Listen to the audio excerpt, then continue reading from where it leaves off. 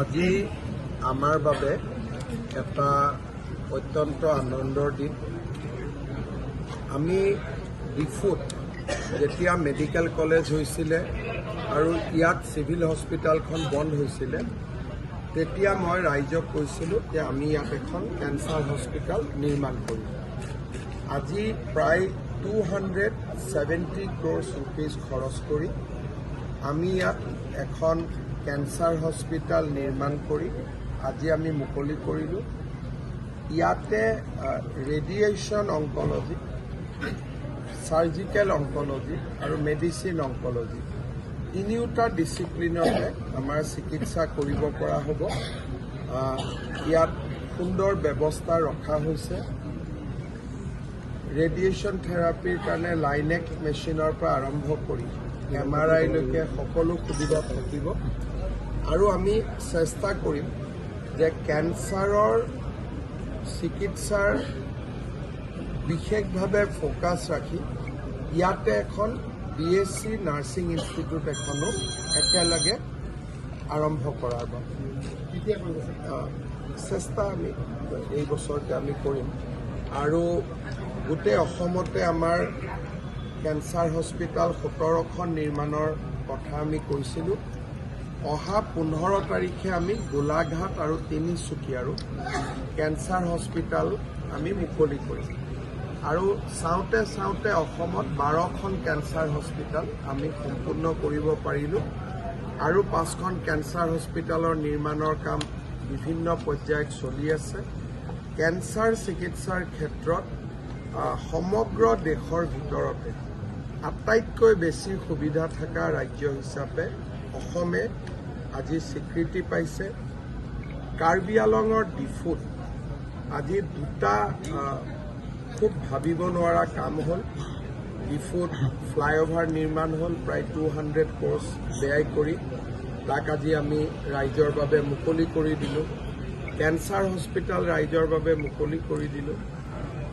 এক প্ৰকাৰ ডিফুলৈকে এটা ভাবিব নোৱাৰা পৰিৱৰ্তন আহিলে। অনাগত দিনত নিশ্চিতভাৱে আৰু আমাৰ কাম আছে। আমি ইয়াত সৈনিক স্কুল এখনো হাতত ল'ম। আজি তাৰো আধাৰশিলা হ'ব। বহুবিলাক কাম আমাৰ কাৰ্বি আংলঙত হৈছে আৰু হোৱাৰ পথত। মই কাৰ্বি আংলঙবাসী ৰাইজক বহুত বহুত অভিনন্দন জনাইছোঁ।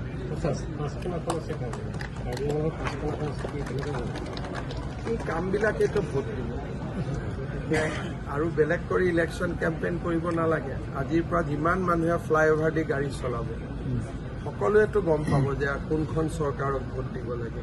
ইয়াত আহিবৰ বাবে মই প্ৰেয়াৰ নকৰোঁ। ইয়াক দূৰৰ পৰাই চাব লাগে। ইয়াত নাহাটোৱে ভাল, ভগৱানৰ খাতিৰ। কিন্তু অন্ততঃ এতিয়াৰ পৰা ৰেডিয়েশ্যন ল'বৰ কাৰণে গুৱাহাটী মুম্বাই যোৱাৰ পেচেণ্টসকলৰ প্ৰয়োজন নাই। ইয়াতে ল'ব পাৰিব।